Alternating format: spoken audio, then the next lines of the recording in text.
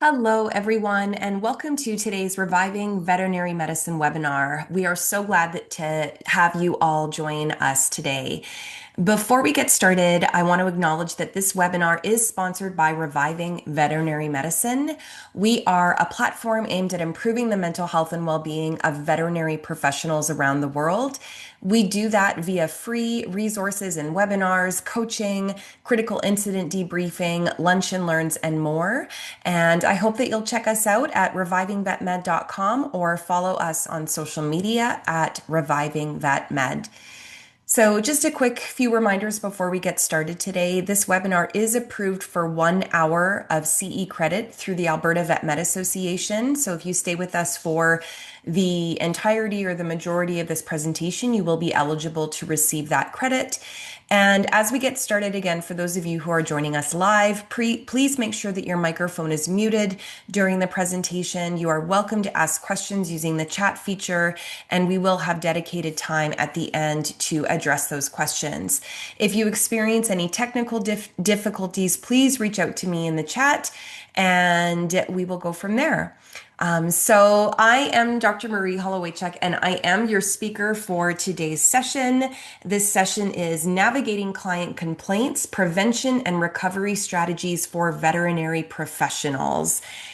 And so by the end of our time together today, I am hoping that you will be able to recognize that most formal complaints from clients stem from mishandled communication. Either after an event has occurred, we didn't quite handle it the way we could have, or certainly maybe even from the get-go, and that's what led to the complaint. So we're going to talk through some key communication strategies to prevent client dissatisfaction and to avoid a dissatisfaction from devolving into a complaint. And then we're also going to talk through some tools and strategies for managing online and formal complaints with professionalism and empathy so that they don't escalate and they feel like they can be resolved. And then, of course, either for yourself or for members of your team who are recovering after receiving a complaint, we're going to talk about some methods for coping strategies. So before we dive in, I just want to make sure that everybody knows that I'm coming at this information from a place of experience. I don't think there's many of us in the profession who have never had a complaint against us. Certainly none of us are infallible. We all make mistakes. We all have bad days. And I am certainly no different. And thankfully, complaints have been few and far between. And I think we need to all recognize that this is a part of the work that we do. We are a service industry. We are a client-facing industry. And so there are going to be clients that are unhappy for whatever reason. And honestly, sometimes despite the best of intentions and really excellent work done. So that said, despite how common complaints are, they don't come without their consequences. This was a study that was published back in 2015 in JAVMA that looked at almost 12,000 survey responses from veterinarians across the United States. And about 1 in 4 named client complaints as the most stressful part of their job. In fact, 22% named client complaints as the reason they were planning to leave veterinary medicine. So this was 10 years ago. And quite honestly, I feel like complaints and disgruntled clients have only escalated in this time. And so I think it's clear that this is a big stressor for us. This was a study published more recently titled An Analysis of Client Complaints and Their Effects on Veterinary Support Staff. I think it goes without saying, and it's really important to recognize that veterinarians aren't the only ones impacted by complaints. So these were survey responses from more than 550 support team members. Nearly half felt depressed because of a client complaint made against them. And again, about 1 in 4 considered changing their career as the result of client complaints. And so it's clear that, again, client complaints impact everyone. And some of the consequences that we can see that have been documented include issues concentrating, certainly sleep disorders or sleep dysregulation, lack of personal fulfillment in previously enjoyable activities. So that can be a sign of depression or distress. Impaired clinical confidence. This is a question that I received ahead of today's webinar asking, how do I stop practicing scared after I've had a complaint against me? And I want to highlight the fact that this is a very common consequence after a complaint is that we can almost feel like, oh my gosh, I don't want to do the wrong thing or say the wrong thing. And so that can extend to fear in performing clinical work or speaking with clients, and even emotional withdrawal from partners, friends, and family, especially if an individual takes the guilt of receiving a complaint and translates that or internalizes that into I'm a bad doctor or I'm a bad team member. That is a symptom of shame, and that is going to cause people to self-isolate, which is exactly the opposite of what we want. So this was a research study looking at complaints received by the Veterinary Council of New Zealand. Two-thirds of the complaints were related to technical competency. So we can't underscore the fact enough that there are complaints because of the technical aspects of the work that we do, and rightfully so. However, one-third of complaints were related to professional behavior. And that is something that we as veterinarians and veterinary team members have control over, because a lot of that comes down to our communication. And so I really can't stress this enough. I'm going to spend a portion of time in our presentation today talking about the importance of communication and communication strategies that we want to use going forward. So when we are faced with challenges during conversations with clients, we want to aim to stay connected. If anything, there can be a disconnect, and then things can dissolve from there. You'll hear team members or you yourself might be thinking, it's like we weren't on the same page. We were not seeing eye to eye. Those are all situations where there's a disconnect, and we want to aim to avoid that. And the way that we do that is some very fundamental structures within our communication training, which is the 5 E's. So the first is to engage. We want to make sure that we have the client's attention and their involvement. More so now than ever before, especially our millennial clients, they want to be involved. They want to have a say in what we're doing. They want to understand. They want to be a part of the decision-making process. If they feel like it's us over here and them over there, that creates that disconnect, and that is going to lead them to be unhappy and potentially complain. We also want to make sure that we explain everything. And sometimes we just get into our rhythm and we think, well, the clients know this, I don't have to explain it. Especially if this is a new client for you, somebody who hasn't been in a while, and really everyone, you can just default to explanation. We want to make sure that anything that is important for an owner to know is voiced to them, right? This is what you can expect from our time together today. This is the sequence of events that will happen. Or we are running 30 minutes behind, so your appointment won't be until such and such time. We want to make sure that we are communicating so that there's nothing left up to the owner's imagination, and so that they don't feel like they're in the dark when it comes to what's happening. This dovetails really nicely into clarifying expectations. Now, I will be the first to admit, and the research demonstrates this, that owners very often have unrealistic expectations, right? They expect we're just going to know what's wrong with their pet despite doing no diagnostic tests, or that we might do a bunch of stuff for free, or that we're going to be available all the time. This is where we want to make sure that we are getting ahead of these unrealistic expectations by clearly outlining what they can expect, right? If you're recommending a workup, then they need to know this is going to take a series of appointments. This is not something that's going to be like a one and done in the next appointment. You might need to come back and have an ultrasound in another time, or when we send out blood work, that might take 5 days to come back to us, or whatever it is. Share as much information as possible. Otherwise, clients are very quick to get upset if it's something they weren't expecting.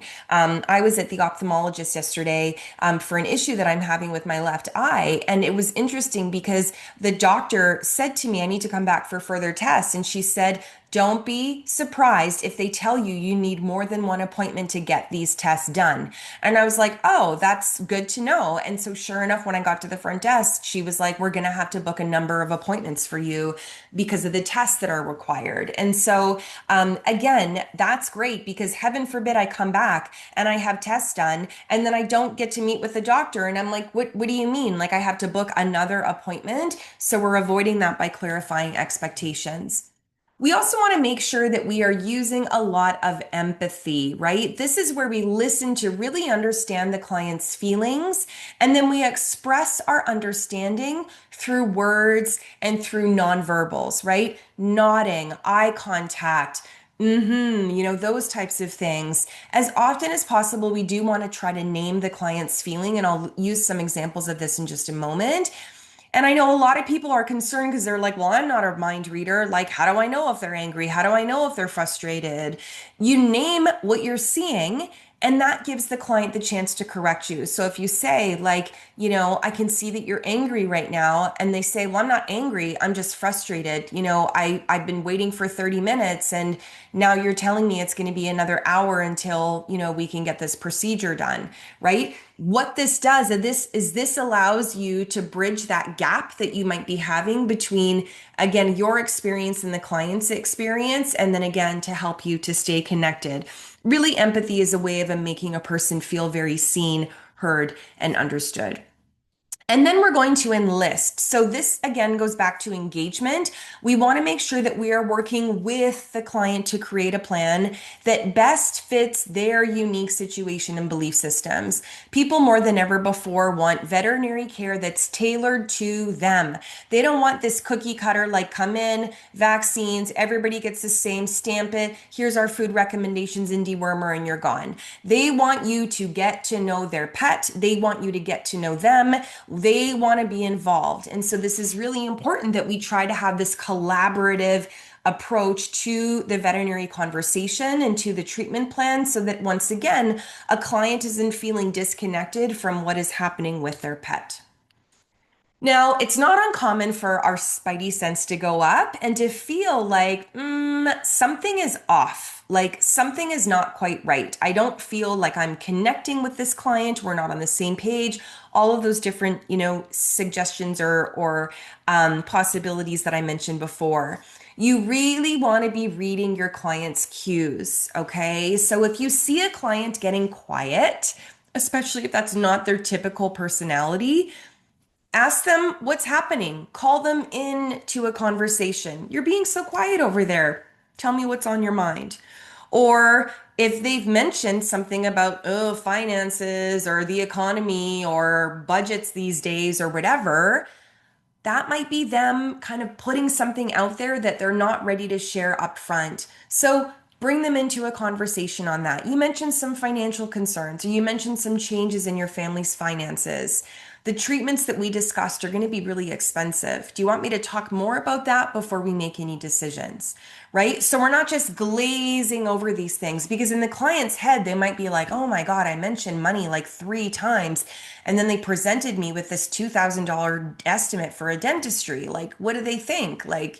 So we want to make sure, again, that if a client lays out some breadcrumbs, that we're picking those up and we're actively engaging in conversation about it. And again, I know that this is uncomfortable for some of us. We don't want to feel like we're drawing attention to something uncomfortable like money. But the research really shows that we have to talk about these things transparently and non-judgmentally. That means bringing it up just like you would bring up what's the weather today. This is just a normal thing we talk about at the vet because we are a fee-for-service industry and we do have to exchange money to do our job.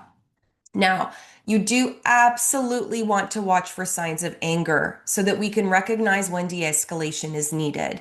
If you see a client clenching their fists, seeming to need a lot of extra attention, like they keep going up to the front desk and, how much longer is it going to be? How much longer is it going to be? Even if they're asking kindly, if you can see that they're making eye contact, looking at you from across the waiting room, they're probably getting unhappy. Fidgeting, furrowed brow, giving short or curt responses, ignoring something that's happening, pacing, raising their voice, stiff posture, tightened jaw. All of these things can be warning signs that a client is getting angry.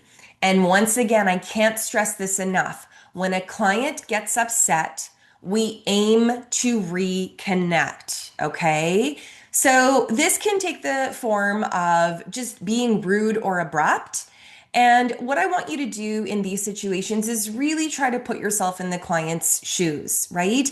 If you can find any ounce of empathy for their situation, as normal as it might be for you, like again, going back to my example of going to the ophthalmologist yesterday, I waited it was more than 2 hours to see the doctor. It was astronomical as far as wait time goes. Thank goodness I didn't have any important things on the schedule. I was told it would be a 1 hour in and out appointment and it was double that long. Okay. So it wouldn't be unheard of for me to be frustrated, but we normalize a lot of that. It's like, well, we're always running 45 minutes behind. And yet we have this client that is acting rude or abrupt. If you can see that, yeah, it would be frustrating to wait when you weren't expecting it, again, when there's this disconnect between expectations and experience, that's where you want to express empathy. So again, it's understandable that you feel frustrated. You had to wait a long time. Okay. What about these clients that are passive aggressive, right? This is where there's comments where people feel angry or frustrated, but they just can't voice it directly. So it comes out as sarcasm, as something that sounds like a joke or nice, but you know that the undertone is that they're actually feeling angry or frustrated. In these situations, you want to call them into a conversation. Again, we're not calling out their passive aggressiveness like, oh, that's being passive aggressive. But we're saying to them, I can tell that you're frustrated. Please tell me what you're unhappy about. I want to help if I can. Or I have the sense that you're feeling angry. Please tell me what that's about. I want to help, right? So you are making it clear that, I can tell while they might not be able to say it, you can say it and you can open up a conversation about that. And recognize anytime we're dealing with angry clients, it is never a primary emotion. What I mean by that is anger is always over top of something, whether it's grief, frustration, sadness, embarrassment, hungriness. There's something underneath that is making this client express anger. And that's what we want to get curious about. Okay. Now, first and foremost, when you are speaking with angry clients in person, you want to make sure that you're safe. Maybe you keep the door open, maybe you have somebody in there with you, or you stand closest to the door, but you really want to commit to staying present until you figure out what's going on. Why are they angry? What's happening? These should be the things that are running through your head, not, we got to get this client out of here. We got to like talk this guy down, right? Get curious, right? Focus on understanding their concerns rather than convincing them that they shouldn't be angry, okay? So, examples of helpful starter prompts for angry clients: I'm here to listen. I want to listen. Let's talk. I'd like to hear more about what happened or what you're thinking, maybe what you're feeling. Again, we have some people that are feelers and some people that are thinkers. So, you want to use the verbiage that works. And if you don't get a response, if they're just quiet, try something else. Okay. You want to be attentive to your posture and tone of voice. So, again, calm but present, speaking slowly and softly but clearly. Okay. So, what we don't want to do is quicken our pace and lift up our tone and all of these things because that's going to feel agitating to the person. Slow down, low tone of voice, and eye contact and being present. You do want to stand at about a 30 to 45-degree angle. So you don't want to face them head on. That can feel very confrontational. And you want to encourage eye contact, but you don't want to be like, like not breaking eye contact, right? It's okay to make some eye contact, look away, and look again. And avoid interrupting. If this client is just going on a rant, as long as they are not being abusive in the form of profanity, bullying or anything like that, let them get it out. Let them say their piece. Don't look for areas you want to interject and argue. Let them get it out. Okay. And once they've had the chance to get it out, you validate, validate, Validate. I can understand how you would feel that way. I can only imagine how frustrating that must have been for you.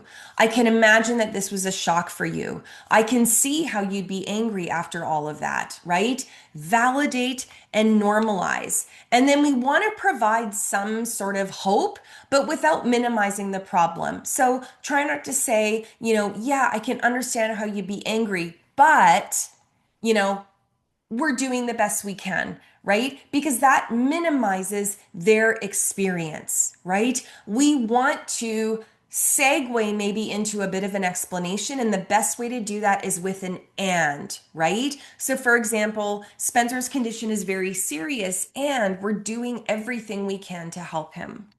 Okay. We also want to identify the problem. So maybe they've kind of gone on a rant, but maybe it's like a laundry list of things. Or maybe despite their rant, you're still not super clear. You can see that they're frustrated. It sounds frustrating, but you don't know what they want you to do, right? So you might ask the open ended question: what are you most frustrated with in this moment? Okay.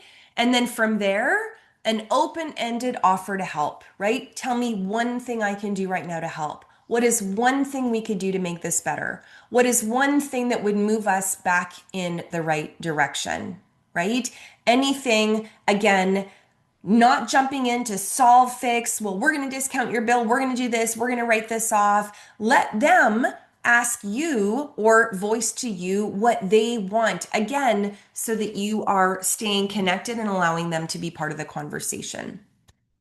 Then you want to clearly outline next steps. So again, if this is a team member, veterinarian, or otherwise connecting with the client, always offer to escalate this to the practice manager or medical director or whoever deals with the clients, right? Again, you can pose this as an open-ended question. What are your thoughts on having a conversation with our practice manager to share your concerns? This demonstrates transparency, right? This demonstrates your openness and desire to really get this resolved. Don't wait until they ask to speak to the manager. Don't wait until they call back after stewing and have had the chance, to be frustrated. We want to nip this in the bud. We want to get in front of it. And so we want to put that out there sooner rather than later. We also want to make sure that they know exactly when that conversation might take place. And of course, everything is open to adjustment depending on how the day is going, but you might just let them know our hospital manager is back in again on Monday, and I'm going to leave a note for her to call you then. What is the best time and number to reach you? So again, demonstrating we're being proactive. We want to make sure that we're accommodating to them and their schedule and that they can know what to expect. Again, tempering their expectations. And then you document the conversation in the medical record. Outline what the client's concerns are, right? Client voice concerns about A, B, C. We will follow up by DEF on Monday or whatever it might be, right? So everything is clearly documented. Again, this is very important should anything escalate to a complaint because it demonstrates that you identified the problem, you identified the concern, and you've done your best to get in front of it, to help the client to resolve it. That's going to be really important for anyone that might be evaluating the medical record later on. Now, this was a really fun book that I read a few years back called De-escalate. And they had this section on how to calm an angry person in 90 seconds or less. And so the first thing, believe it or not, is to listen, right? We listen, we let them get out their frustration, their anger. Then we label the client's emotional experience in the moment. So again, this is that demonstration of empathy, that ability to connect with the person's experience. Again, it maintains that connection.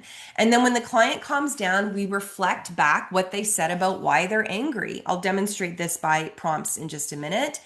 And then you got to think to yourself, do I have control over this or is this totally out of my control? If this is something that you can do something about, then you want to make a plan to do that, okay? You might ask for a solution, right? You might put this back on them to see what they're wanting. Or If you can fix the problem, do it and take responsibility, right? If there is responsibility on you or on your team member, acknowledge that, own it, apologize, and we'll get into that again in just a moment. Okay, so what this can sound like, a person is angry. So you acknowledge you're really angry. Okay, you were told the dentistry procedure would be $1,200 and your bill is $1,500, right? So this is assuming they've kind of like, you're really angry, and they answer with, yeah, I'm angry. Like, this bill is higher than I expected. I apologize for not letting you know that the cost would be more with the additional extractions. I should have increased your estimate.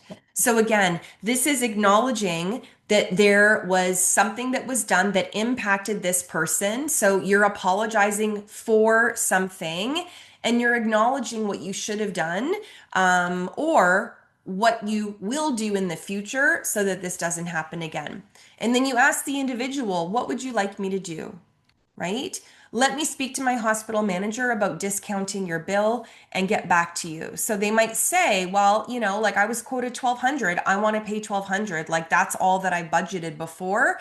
Sorry, that's all I budgeted for. So maybe that is an opportunity to make amends with them. Okay. Now, one of the biggest things I want you to take away when you imagine a client complaining, tell yourself this mantra over and over. When a client complains, don't explain, right? This is where we just want to validate, validate, validate. And yes, I know that I just finished talking about the fact that many of our clients have unrealistic expectations. They're just plain rude, all of these things. I'm talking when a client has a legitimate complaint and there is any nugget of truth to what they're saying, you want to validate, okay? And so what that can look like is that you agree, right? You have every right to be angry. I would feel the same way. Or you apologize. I'm so sorry that you had to wait for so long for the vet to see you today. Or you act. Next time, we'll make sure to let you know when we're running behind so that you can choose to reschedule if that's more convenient. Okay?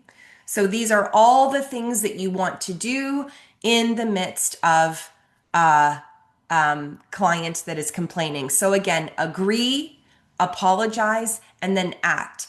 Clients really, really want to know that you are going to do something to prevent this from happening again in the future.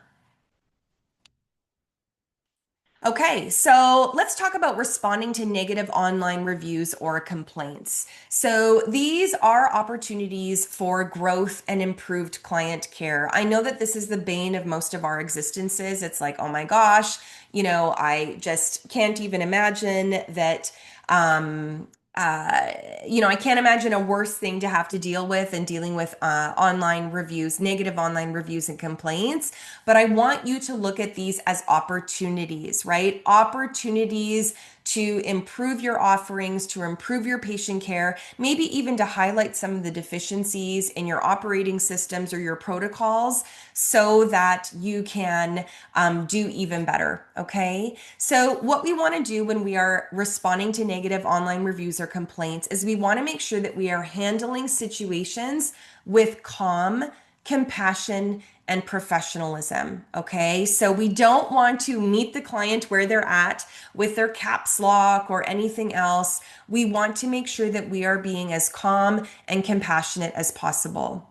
We also want to make sure that we engage clients constructively, right? So we want to look at these as learning opportunities. We want to reflect on the feedback that we are being given. And like with any feedback, some of it might be helpful, some of it might not be helpful. But as often as we can, we want to reflect on the feedback and adapt policies to do things better. Okay. And then we want to foster team resilience and prioritize team's mental health throughout the process. You are going to have team members, if you are not yourself a member of the team. I'm speaking to managers at this point because I know that it's managers that are often responding to these.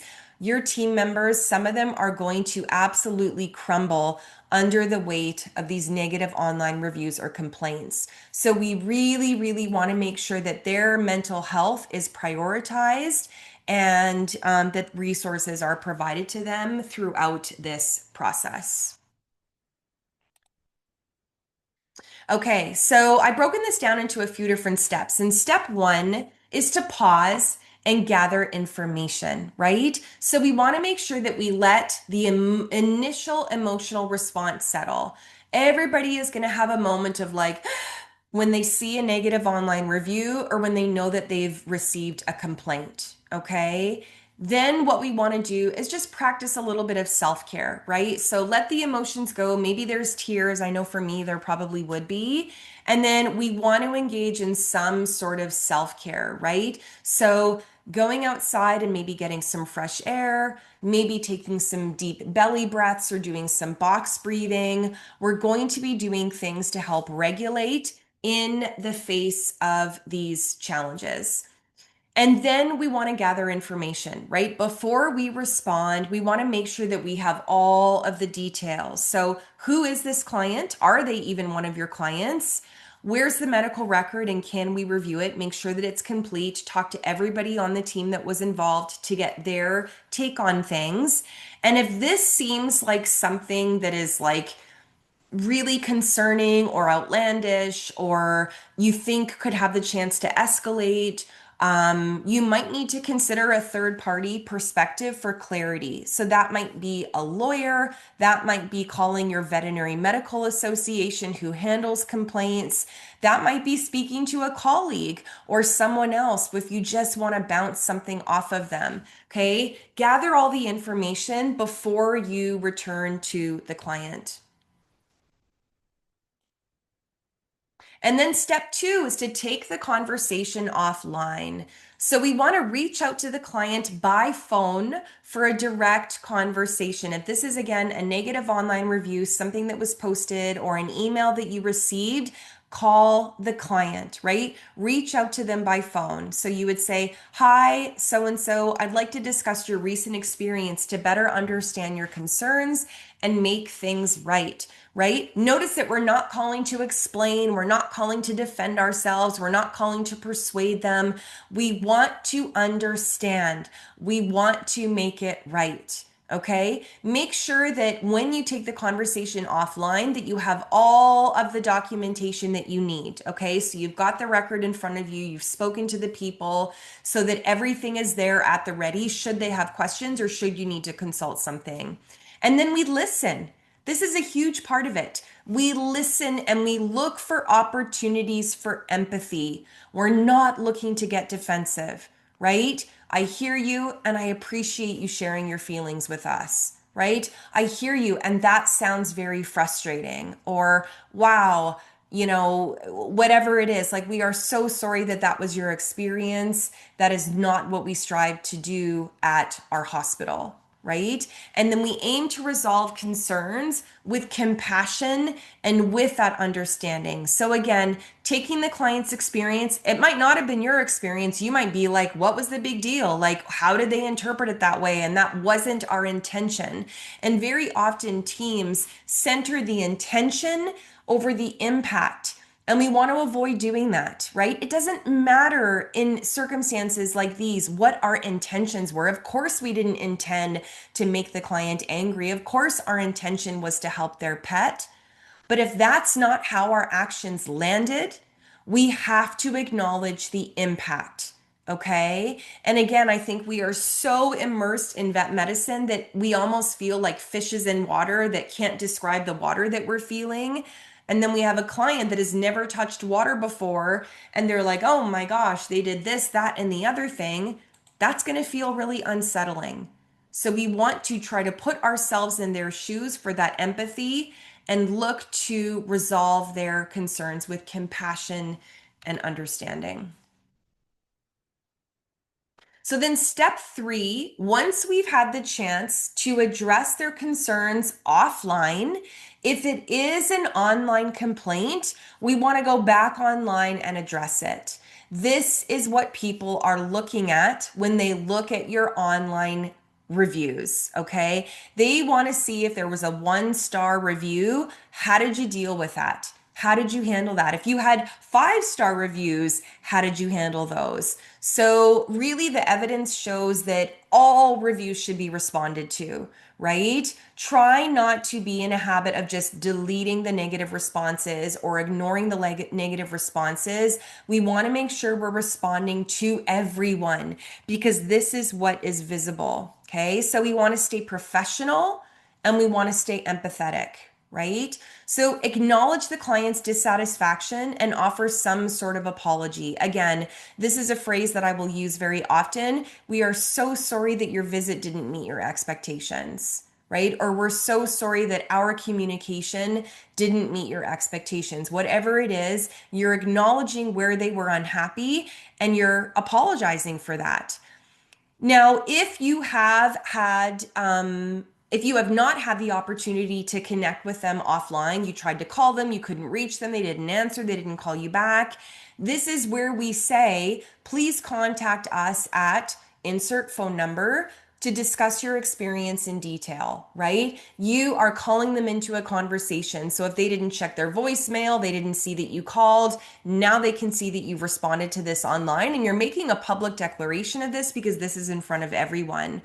And then include attempts to contact the client if it was relevant. So if you said, we've reached out to you directly but haven't heard back, or we've reached out to you a number of times but haven't been able to connect, please feel welcome to contact us at your convenience. So again, this demonstrates that you've already proactively tried to contact this individual to no avail and that you're open to a conversation.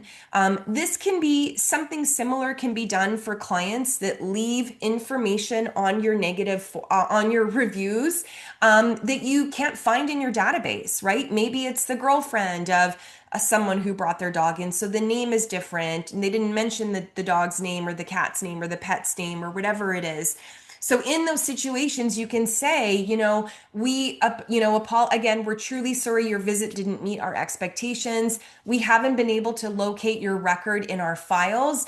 We are open to a conversation and invite you to contact the hospital manager at such and such number.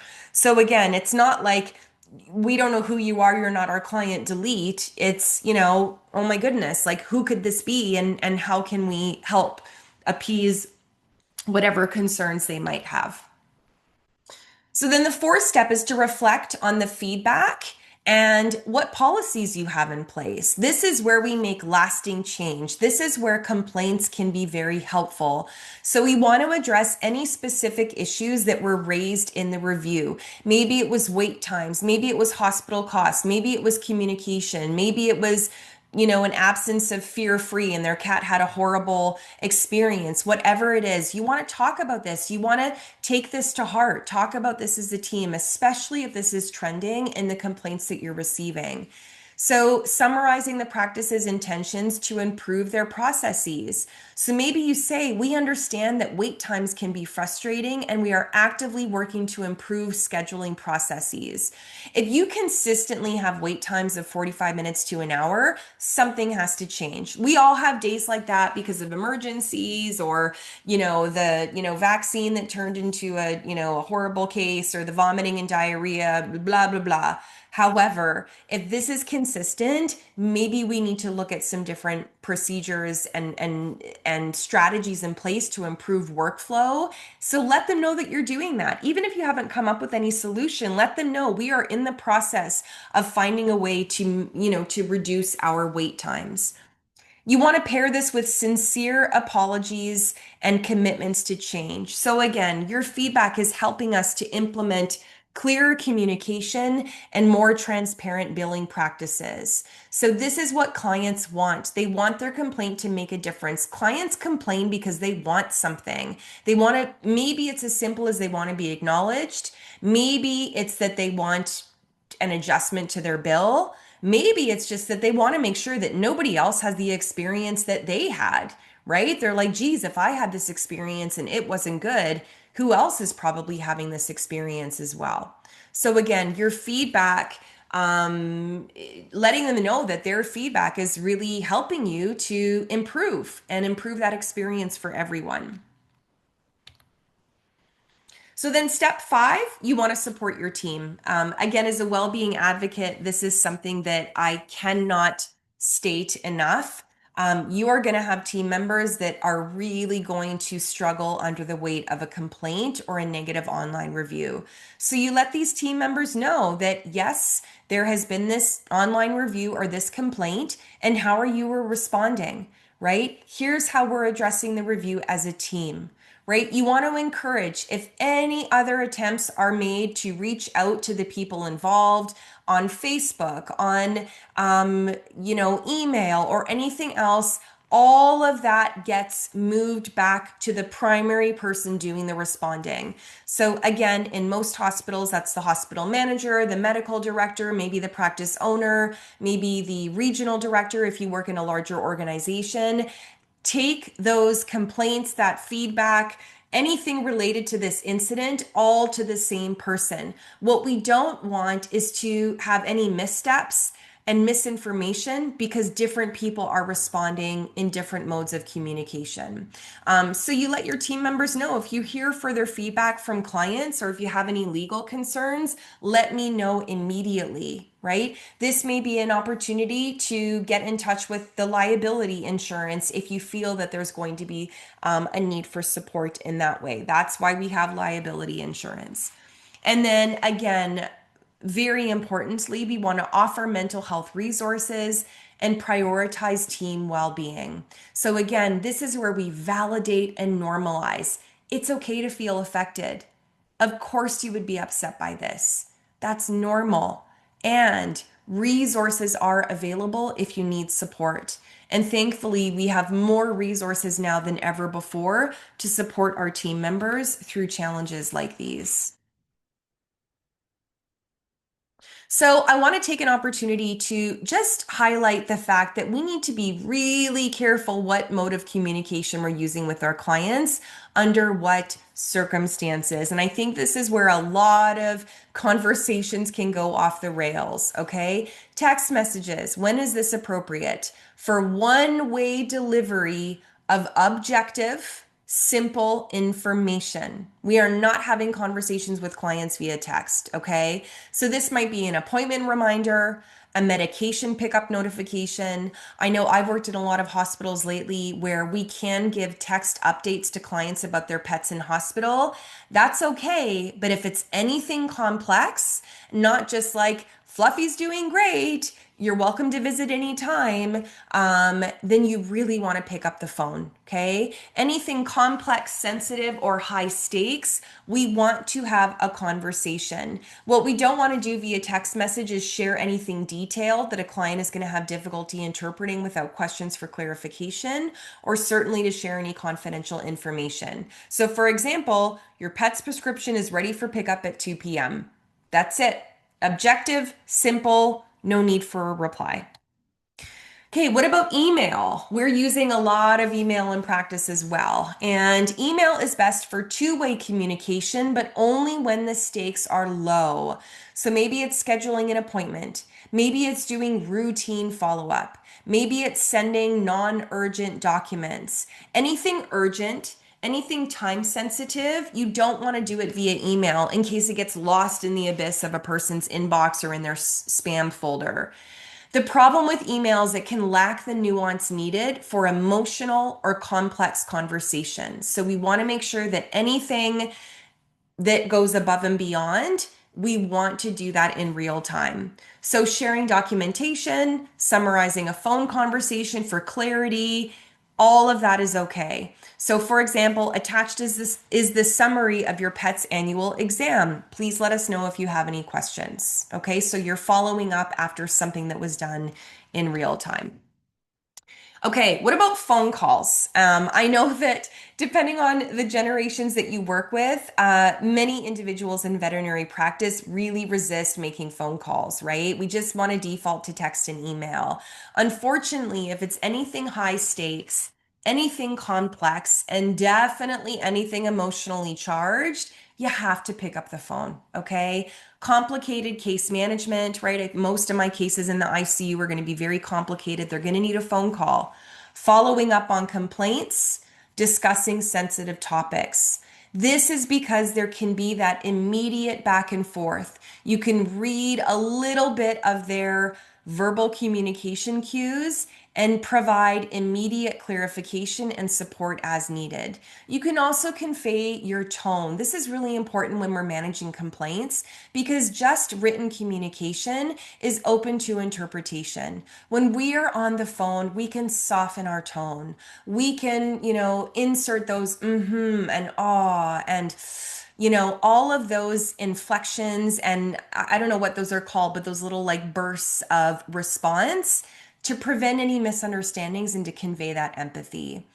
If you have the opportunity to do video, which I know we were doing a lot more of during the pandemic, that can be an option as well, especially if you really feel like you need that face to face, but they're not able to come into the hospital. Again, I think most of us for decades, we've been speaking on the phone in practice. And so we can convey most of what we need to via phone call. So, I want to finish off by talking about coping after a complaint. Okay. So, how do we cope? What do we do? And I mentioned, earlier on this need for kind of gathering ourselves, letting our emotions pass. Deep breathing can be a very, very helpful activity to do this. This activates the relaxation response to bring down our sympathetic nervous system, our fight or flight, and reduce that stress and anxiety. So, anything that we can do with our breath to activate the vagus nerve, so whether that's breath holding, whether that's prolonged exhales, whether that's constricting the back of our throat, right, with humming, singing, or sighing, all of those are going to stimulate the parasympathetic nervous system and they're going to drop the heart rate. They're going to drop the respiratory rate. Okay. So for some individuals, it can be helpful to do box breathing where we inhale for 4, hold for 4, exhale for 4, hold for 4, right? So that can be very helpful for individuals, but not everyone, okay? There are a lot of people when they get very anxious that breath holding makes things worse. I know for me, I'm often holding my breath when I'm feeling really anxious. So I try to focus more on my exhales, just like getting the breath out, right? Maybe even like a right? So it's almost like a hum, just like a discharge of energy. I really also try to focus on moving my belly. Okay. So often, when we're stressed, we're just breathing shallow breaths in our upper chest. If we can engage our belly and expand our belly when we breathe, that drops the diaphragm and that activates the vagus nerve. And so that can be incredibly helpful as well. Even just a couple of minutes of this. I've got 3 to 5 minutes. That's a long time, I'll be honest, to do breathing exercises. And there's literature looking at vet students who were going into their 4th year spays and who did breathing exercises before their spay to calm their central nervous system. They did their breathing exercises for 2 minutes and saw benefit. So even 1 or 2 minutes or even 1 or 2 deep breaths can be enough to put you back into that helpful state of mind. Now, a few other tips and pointers for coping. First and foremost, I really want you to come into this space with this open mind of wanting to learn, wanting to grow, wanting to do better. If you can find any shred of truth in the feedback that you have received from the client, see what you can do differently, right? Try to really understand what the client is upset about. You might need to ask questions. We talked about those communication strategies at the beginning of the session. At the end of the day, you want to identify what could be done differently next time. What policy or procedure could be introduced to improve things in the future? This is what we want to take away, right? We don't want to take away all clients suck, clients are just mean, clients are just, awful. Try to see if there is some truth to that, given that, most of the time clients are, well, most of the time clients are human, I was going to say. Clients are human, and most of the time there is some merit to what it is that they're complaining about. Okay? Some opportunity for growth. For sure, we want to make sure that if there was any mistake made, we come into it with this desire and this belief that they deserve to know the truth. We want to maintain full disclosure. There's evidence to show that pet owners want to know when a mistake was made, even if no harm was caused. Okay, so maintain this steadfast belief that clients should have all the information. That doesn't mean we have to go into great details and, overwhelm them. But if we made a mistake and something happened, they should know about that, even if there was zero ramifications for their pet. Okay, so apologize for any mistakes or mishandlings, and then importantly, acknowledge what is being done to correct things. Maybe this explanation even comes on a practice level, right? We as a practice are doing XYZ to improve XYZ. That is going to be really helpful for clients to know as well. Now, at the end of the day, again, when you're recovering from a complaint situation, I want you to know that the stats demonstrate that very, very, very few complaints are escalated. Okay. So if we look at the ABVMA data that was compiled and published from 2023, less than 1% of registered ABVMA members are the subject of a complaint each year. These are few and far between. Yes, it might be more common to get complaints at the practice or on social media or on our Google reviews, but as far as board complaints go, they're few and far between. And 75% of complaints are dismissed by the Complaints Review Committee. So the CRC recognizes that a lot of these complaints are not founded. And to be honest, they most of the time come from clients that didn't feel like they were acknowledged by the individual or the practice with which they waged the initial complaint. So they escalate it to the board. So what you want to do is engage in all of those strategies that we talked about earlier, where we try to prevent a little complaint from getting escalated into a board complaint, a formal complaint. Now, when you do get a complaint, you want to make sure that you keep a broad perspective. Remember, getting a complaint doesn't make you a bad person. It doesn't make you a bad tech. It doesn't make you a bad vet. It just means you got a complaint. So try to avoid going into that shame spiral and know that everybody goes through this. There are so few people out there that have never had a complaint against them. I promise you. As intermittent as it is on a big scale on an annual basis, by the time you progress through your career, you will have probably had a complaint made against you. That is just the reality of the work that we do. So what you want to do is you want to try to see the larger context of the situation in terms of all the happy clients you have and how few of those clients are complaining, right? I know it's hard to remember that because we have such a negativity bias, but we really do want to recognize, hey, this is one small voice amidst of hundreds of clients that I have that are very happy. Try putting limits on the magnitude of the situation. For example, the chance of you using your license is so incredibly small. I have the stats for the disciplines that came through of those complaints that went to the CRC or through the CRC, and it's so low. Like it's less than it's 0.1 something percent. It's low. Okay, so recognize the chances of there being a big impact on you are low. And at the end of the day, there's more to life than vet medicine. There's more to life than this client complaint.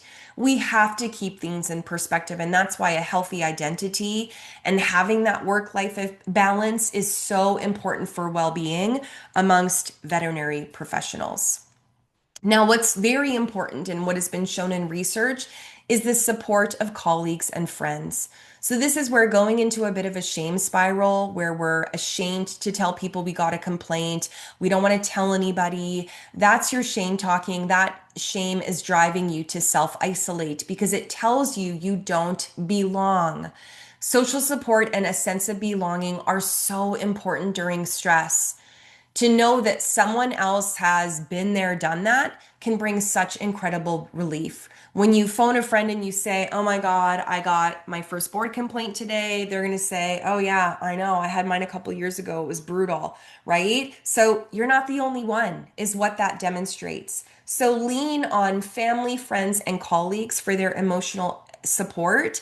And if you don't feel like you have those friends and colleagues, maybe you share your experience with a private social media group.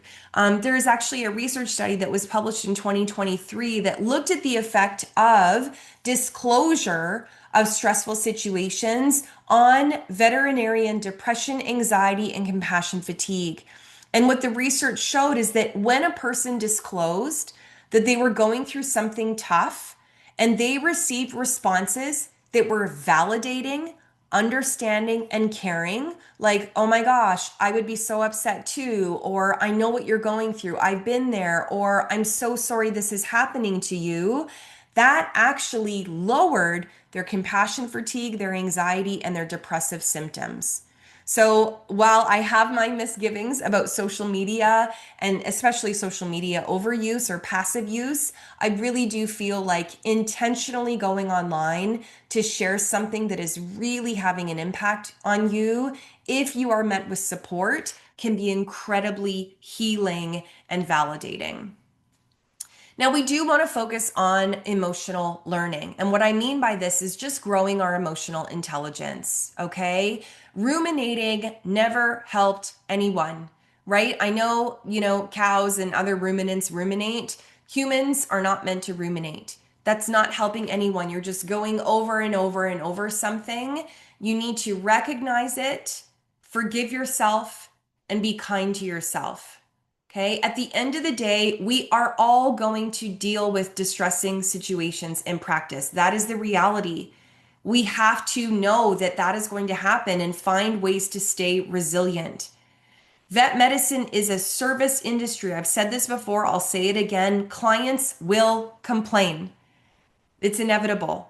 So try not to make that doubt yourself and accept that letting go of this, take what you need from it, take the feedback, find some truth in it, make a commitment to some sort of change, and then we move on and we let it go.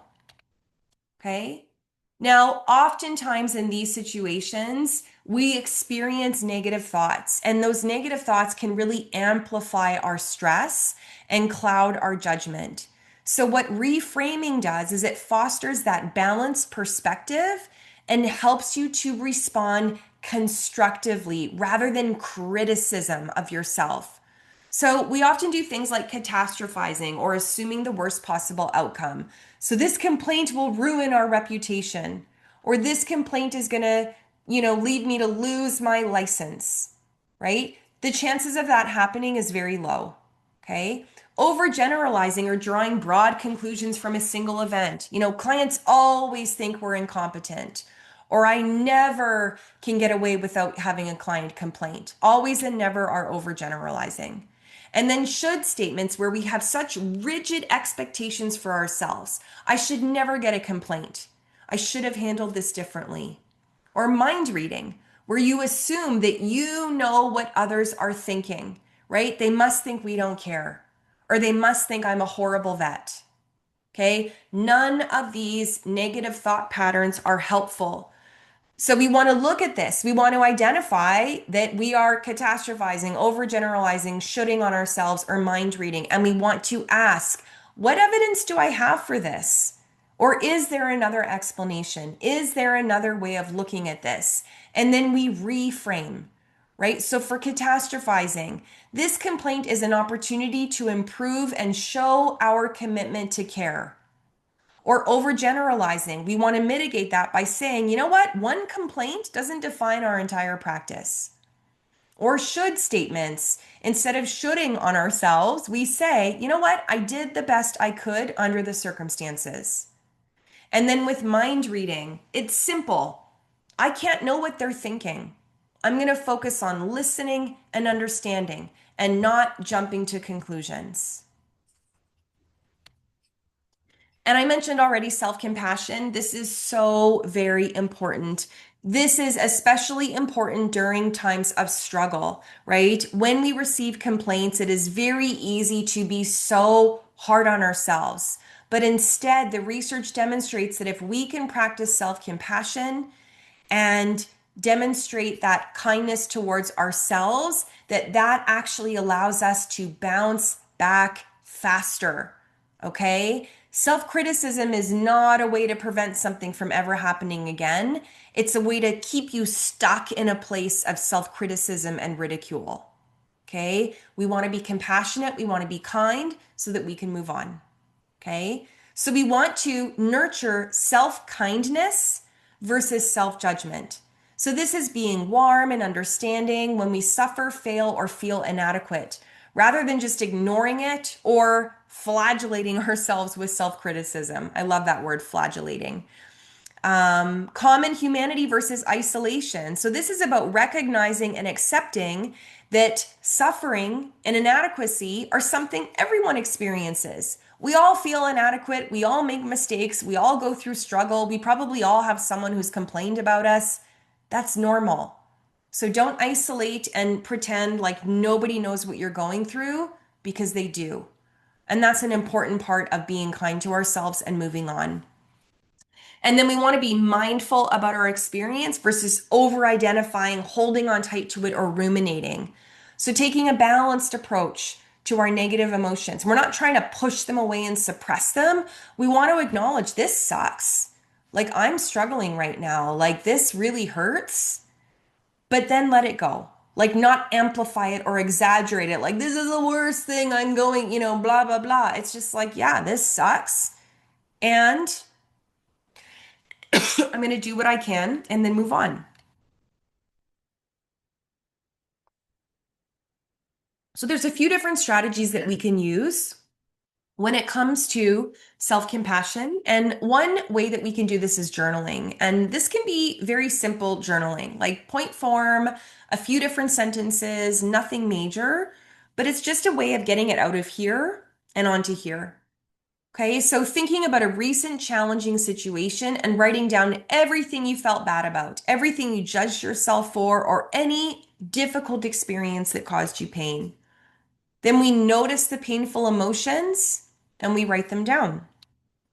Then we write down how our experience is related to others. Humankind, have they ever experienced this? Write it down. And then we write down some kind, understanding words of comfort. Imagine what you would say to a friend or to a child who is sharing this information with you. So, for example, here would be an example of this. I received a formal board complaint and was sued by a client during my residency for a mistake that I made during the management of their dog's care that resulted in the death of their pet. True story. Okay, so this is me recalling a situation that I had that some of you have probably heard me share that story. And yeah, I want to be kinder to myself about this. Okay. So, mindfulness, how did I feel? Well, I was really embarrassed and I was ashamed. I felt sick to my stomach. I truly thought I didn't deserve to be a resident, a veterinarian, let alone a resident in ECC. And it was awful. It's one of the hardest experiences I've ever gone through. And then we remember that we're human. Everybody makes mistakes and everybody receives complaints, big or small. So the self-kindness, in my situation, anybody could have made that mistake. Perfectionism isn't possible, and not everybody is going to be happy with the care they receive, no matter what we do. Even when we don't make a mistake, we get complaints. It's just the nature of the work that we do. So it can be helpful to also have, or in lieu of journaling, to have some sort of quick mantra that you say to yourself when you feel that stress coming up, when you feel the sensations in your body, the turning in your stomach, the tightness in your chest, whatever it is, you notice it and you bring awareness to it. So the mindfulness is, it feels awful to get a complaint. And the common humanity, you know what? This happens to everybody. And then if you can put your hands on your heart or on your stomach, I'm doing the best I can and that's all that I can do, right? That is the self-kindness. And you just repeat that over and over as often as you need to until the sensations pass. I recorded a podcast episode that is a bonus meditation a couple of years ago, titled Giving Yourself the Gift of Self Compassion. And this takes individuals through a series of prompts to try to practice that mindfulness, that common humanity, and that self kindness around a challenging situation. So, if you want to use this meditation to help yourself or one of your team members, you can find this on our podcast, Reviving Vet Med. You can also find it on Insight Timer if you happen to use that meditation app. So I know a lot of veterinarians who I've engaged with through my coaching or in other circumstances where they really feel on their heels after they receive a complaint, right? They're just like, oh, how do I get back to practicing? How do I let this go? How do I deal with this? Negative imagery can be really helpful, not just for getting rid of the fears and the what ifs in terms of being scared to make a mistake again, but also when you are preparing for a conversation with a client who has made a complaint, right? So we use this negative imagery to prepare. So first and foremost, acknowledge your fears and what ifs. Let's say you imagine the client yelling at you, you know, hanging up on you or storming out of the practice, right? Acknowledge that. See those things and recognize, yeah, all of these things could happen, but what are the chances that they might happen? Okay. And then you ask yourself, what's the most likely outcome and how can I prepare for it? If you really do feel that this client could get angry and could raise their voice, okay, what are you going to do in that situation? So then you visualize a positive interaction. Imagine staying calm, nodding your head, expressing empathy, keeping your tone down, and seeing the client de-escalate. Okay, that is taking the negative imagery and turning it into a positive interaction. So there's research behind this that demonstrates if we prepare for what could happen, and I'm not talking about ruminating and going over it and over it, this is intentional. This is part of the planning process. Closing your eyes or keeping them open and just imagining, okay, how are all the ways that this could go? And then what's the most likely thing that could happen? What am I going to do when that happens? How am I going to prepare myself? And at the end of the day, we have to recognize that we cannot pour from an empty cup. We have to take care of ourselves, right? We have to engage in self-care to promote good health and general well-being. And I'm not talking about coping strategies. Absolutely, on the day you receive the complaint, you might just want to go home and pour a glass of wine and watch Netflix. I get it. But that's not what we want to do in the long term because that's not boosting your health over time. Useful in a time of crisis, not good for building your reserves and enhancing your resilience. Self-care is a long-term plan of staying resilient amidst what is a very challenging profession. And we need a lot of different things to maintain our health and well-being. We have 8 dimensions of wellness that are recognized. It's not just physical, going to bed early, exercising, eating healthy. There's many, many other things that require attention to maintain our health and well-being. So I'm going to give you a few options after you've received a complaint. What are some self-care strategies that could take the place of some of those negative coping mechanisms that we often default to? Well, for physical self-care, maybe you go to bed early. Maybe you do an exercise class. Maybe you just get outside for a walk. For emotional self-care, maybe you book an appointment with your EAP counselor, or maybe you do a bit of journaling. For social self-care, try not to self-isolate. Reach out to a friend. Go online to share your experience, your fears, your concerns. Intellectual self-care, maybe you learn about resilience. Maybe you listen to a podcast, you learn something. Financial self-care, maybe you set up an automatic bill payment or you set up a meeting with your financial advisor. Notice that a lot of these things aren't enjoyable or easy, but they all build on our mental and physical health and well-being. For spiritual self-care, maybe you do a meditation, maybe you go outside and spend time in nature, maybe you attend a church service. For work-related self-care, maybe you disconnect, you take breaks, you make sure that the next day when you're in practice, you take breaks. Or if the next day you're off, you completely disconnect from work. You're like, I'm not going to check email, I'm not going to do anything work-related, I'm just going to give myself a break. And then for environmental self-care, maybe you get rid of unused belongings or you tidy up your workspace. All of those environmental declutterings are going to also help your mental well-being. So I love this quote by Audre Lorde, who says, I have come to believe that caring for myself is not self-indulgent. Caring for myself is an act of survival. In order for us to survive and hopefully thrive in veterinary medicine, we need to engage in self-care.